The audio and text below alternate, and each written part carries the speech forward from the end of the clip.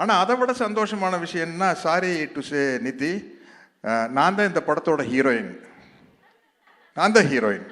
ஒரு படம் என்ன, நீங்கள் டைட்டானிக் வேணாலும் எடுங்க, என்ன கதை, கப்பல் முழுகுது, ஹீரோயினை காப்பாத்துறதுக்காக ஹீரோ போராடுறாரு, அதில் 2 பேரும் மூழ்கிடுறாங்க.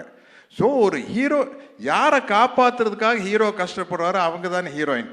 அப்படி பார்த்தா இந்த படத்தில் நான் தான் ஹீரோயின். என்னை காப்பாத்துறதுக்காகத்தானே பவன் ஜோதி, கரெக்டா அவுட்லைன் சொல்லிட்டேன்னு தப்பாக நினைக்காதீங்க. இந்த படத்தில் பவர் ஸ்டார் பவன் கல்யாணுக்கு நான் தான் ஹீரோயின். அவர் என்னை காப்பாத்துறதுக்காக தான் வராரு. இந்த படத்தினுடைய எவ்வளோ கஷ்டமே என்னை காப்பாத்துறதுக்காக நடக்கிறது தான். அதனால இந்த இப்படி ஒரு பிரம்மாண்டமான படத்தில் நான் ஹீரோயினாக நடித்ததை பற்றி ரொம்ப பெருமைப்படுறேன்.